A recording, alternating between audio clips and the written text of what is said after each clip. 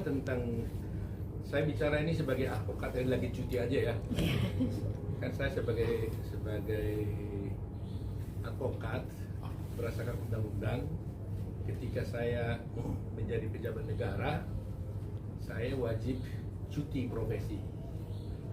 Ya, tetap advokat, tetapi tidak menjalankan tugas sebagai advokat. Jadi karena ini menyangkut soal persidangan, mungkin lebih tepat kalau saya bicara sebagai advokat yang sedang cuti. Nah, bicara tentang contempt of court, memang ini kita kenal dalam dunia peradilan dimanapun, baik di luar negeri maupun di Indonesia, dikenal contempt of court, tapi nggak ada dalam undang-undangnya. Jadi sekarang ini hanya bisa kita rasakan, kita pahami bahwa sebenarnya contempt of court itu maksudnya adalah penghinaan kepada pengadilan. Ya. Beda dengan kode etik. Ya. Kalau kode etik adalah pelanggaran kode etik advokat bagi advokat, bagi hakim pelanggaran kode etik hakim, bagi jaksa pelanggaran kode etik jaksa. Ya. Nah, oleh karena itu dalam kasus seperti itu, kalau saya bicara tentang secara umumnya, bahwa tindakan orang yang menghina pengadilan itu sangat-sangat tidak dapat dibenarkan, baik oleh pengunjung sidang, terutama oleh para penegak hukum, baik advokat maupun jaksa. Jadi semua pihak di situ. Nggak boleh kita melakukan penghinaan kepada pengadilan. Jadi kalau kalian bertanya tentang bagaimana kejadian kemarin, saya terus terang aja waktu media dari bertanya pada saya nggak lihat detail sebenarnya kan. Saya anggap nggak ngikuti cara detail. Tapi gara-gara dia tanya, saya perhatikan semua memang ternyata memang ada orang naik ke atas meja itu pakai toga menginjak-injak meja. Terus terang aja saya sebagai advokat ya merasa prihatin sekali karena perbuatan itu sangat-sangat tidak bisa dibenarkan. Ya, selain pertama dia itu kan tidak sesuai dengan profesi advokat itu sendiri. Karena profesi advokat itu adalah profesi yang terhormat, yang nobel. Jadi dikenal istilah officium nobile. Itu profesi yang terhormat. Nah, kehormatan itu tidak mungkin kita dapat dari orang lain kecuali kita sendiri menunjukkan kehormatan itu sendiri. Jadi, kalau seorang advokat melakukan suatu tindakan yang tidak menghormati profesinya, maka ini betul-betul sangat merugikan profesi itu sendiri. Mencemarkan nama baik profesi, mencemarkan nama baik kehormatan profesi itu sendiri. Jadi ini betul-betul tidak boleh terjadi. Nah, kedua, tindakan itu saya lihat itu adalah merupakan satu tindakan yang merupakan penghinaan kepada pengadilan. Kalau kita tidak lagi menghormati pengadilan, pasti kita akan mengalami suatu degradasi penegakan hukum, ya kan? Nah, itu sebabnya juga seorang hakim juga kan dituntut juga untuk dia bisa memimpin persidangan itu dengan baik, ya kan? Bahkan hakim juga bisa mengeluarkan orang dari luar persidangan. Ya, ini kewibawaan seorang hakim di dalam pengadilan. Nah, jadi kalau kalian bertanya ada kejadian bahwa seperti itu di dalam ruang persidangan, dengan tegas saya menyatakan bahwa itu sangat tidak dapat dibenarkan. Ya, sangat dibenarkan, merugikan profesi advokat, merugikan kewibawaan pengadilan, dan tentu juga merugikan para pencari keadilan. Itu yang ingin sampaikan dalam keadaan seperti itu. Untuk orang tersebut, lawyer tersebut, hal apa sih bang selain untuk diputus dikeluarkan dari keorganisasian ya bang? Kalau aturan umumnya dalam dunia profesi advokat dimanapun, ya kan, karena organisasi advokat itu kan dibuat berdasarkan undang-undang advokat.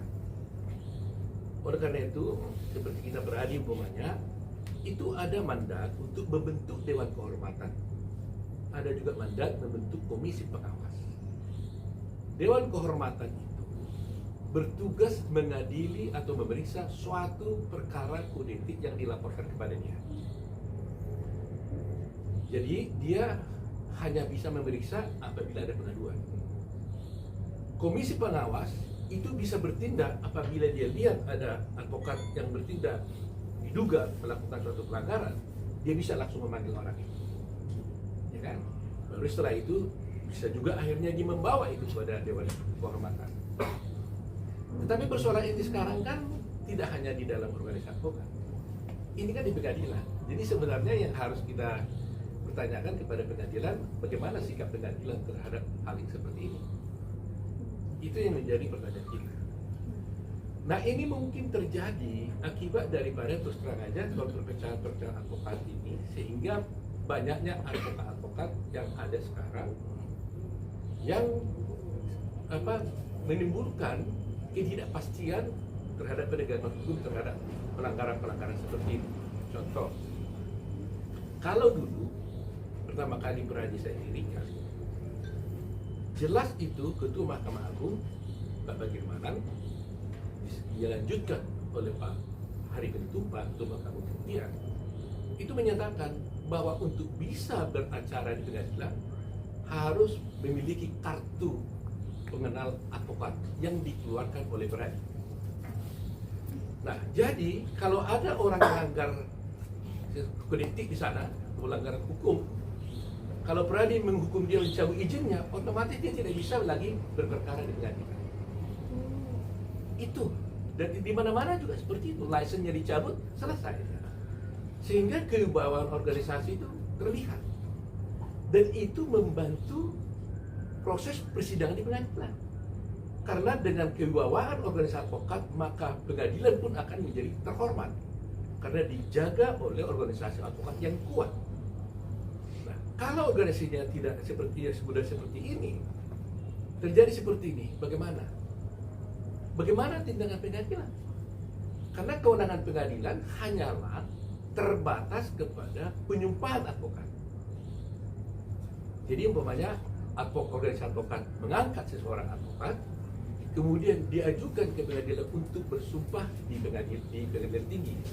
Karena undang-undangnya mengatakan seorang advokat sebelum menjalankan tugasnya, dia wajib bersumpah di pengadilan tinggi. Hanya satu pasal ini, campur tangan pengadilan kepada dunia advokat ini. Nah, dulu yang boleh mengajukan penyumpahan itu hanya Pradi. Nah, sekarang yang boleh mengajukan penyumpahan seluruh advokat. Nah, seandainya lah ada yang melanggar untuk menghina pengadilan, oleh organisasinya itu dicabut izinnya umpamanya, kemudian orang ini pindah ke organisasi advokat yang lain, kan nggak bisa diapa-apain juga, tetap dia bisa beracara. Yang lebih parah sekarang ini ada tendensi advokat setelah diangkat oleh satu organisasi advokat, kemudian disumpah oleh pengadilan tinggi, lantas dia kan bisa beracara. Kemudian melanggar sesuatu seperti ini, melakukan penghinaan pengadilan. Dia menyatakan keluar dari semua organisasi manapun dia ada. Umpamanya dia menjadi organisasi, masuk di organisasi X. Dia bilang saya keluar. Dan tidak mendaftarkan dirinya sebagai advokat sebagai anggota daripada organisasi itu. Bayangin, siapa yang mengawasi dia? Ini yang betul-betul sangat berbahaya. Jadi ada satu individu mengaku diri sebagai penegak hukum, tidak terdaftar di organisasi advokat manapun, dia bebas berkeliaran melakukan perbuatan hukum apapun. Dan kalau dia menipu kliennya, dia tidak ada satu orang pun yang bisa menindak dia. Itu mereka. Karena itu tendensinya sekarang. Dia bilang, ngapain saya daftar jadi advokat organisasi apapun? Supaya saya bebas berbuat apa saja. Nah, ini yang berbahaya. Itu legal bang sekarang bang? Kenyataannya, faktanya banyak.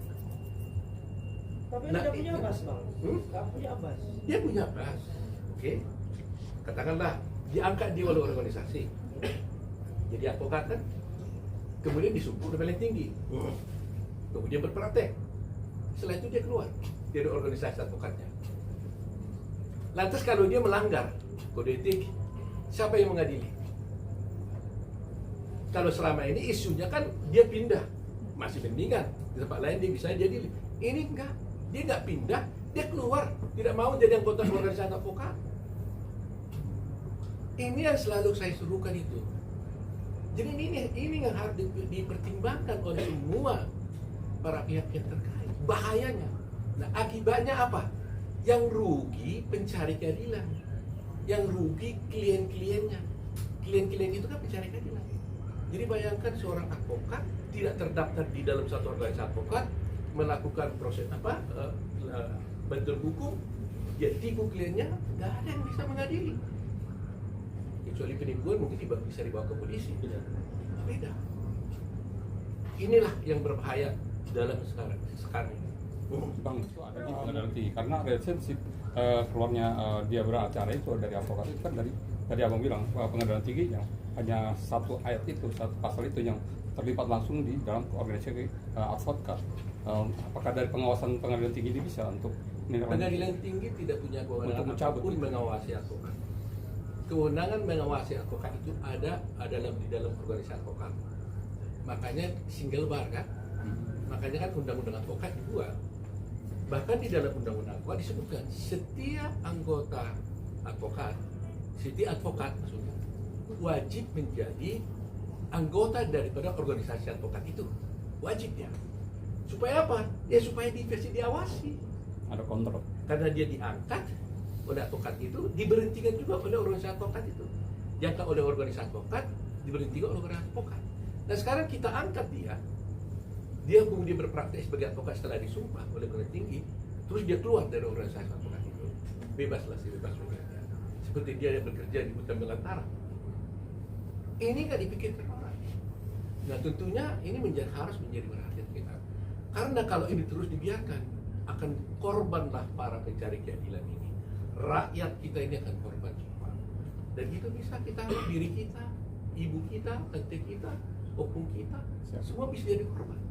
Jadi padanannya gampangnya, kalau seorang dokter tidak punya kualitas, tidak punya kemampuan, tidak ada yang bisa mengawasi dia nyuntik orang mati, ya nggak ada masalah. Bayangkan itu.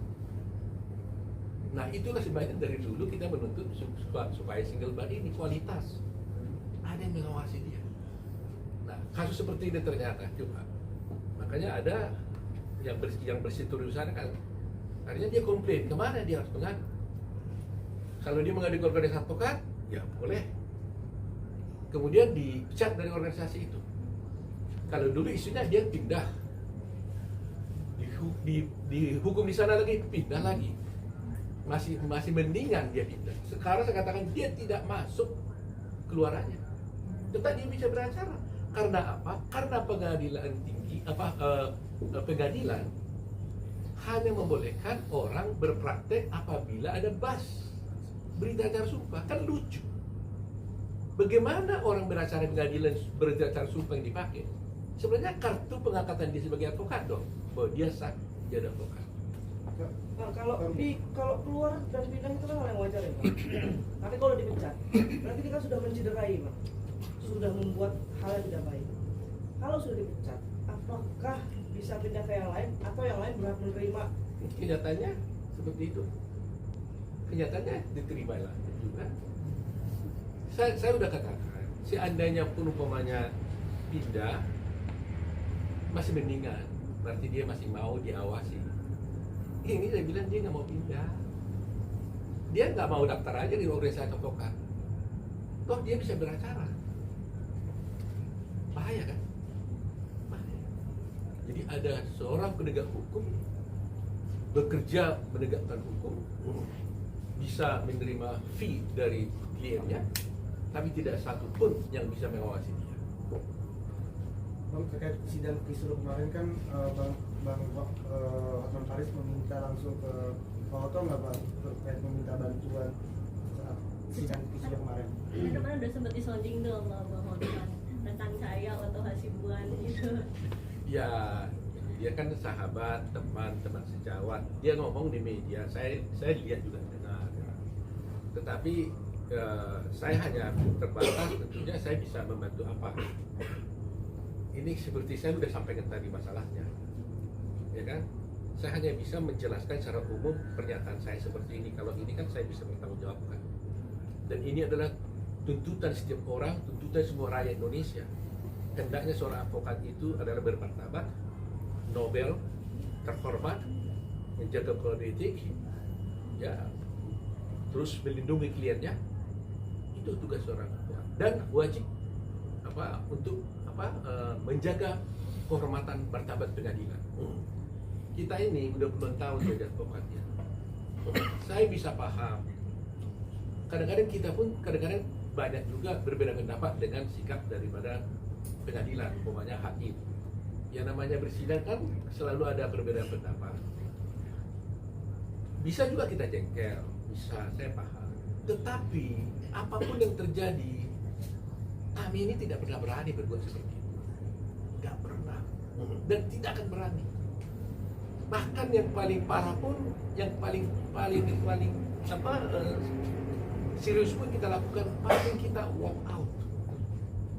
Kalau kita tidak setuju dengan suatu sikap pengadilan, paling kita walk out. Dan walk out pun kita harus terhormat. Kita sampaikan, Pak Hakim, kami tidak sependapat dengan ini. Oleh karena itu demi kepentingan klien kami dalam pembelaan kami, bla bla bla, saya dengan ini mohon dengan hormat kami meninggalkan persidangan. Itu pun sebenarnya sudah sangat berat hati kita lakukan itu. Tapi tetap dengan hormat. Tidak boleh tuduh-tuduh kau begini-begini, nggak bisa. Karena itu keuangan pengadilan. Tetapi saya juga tentunya mengharapkan supaya pengadilan juga menjaga kehormatan itu. Nah, dalam seperti ini ya, kalau Anda bertanya bagaimana menyelesaikannya, harus kita kembalikan kepada pengadilan.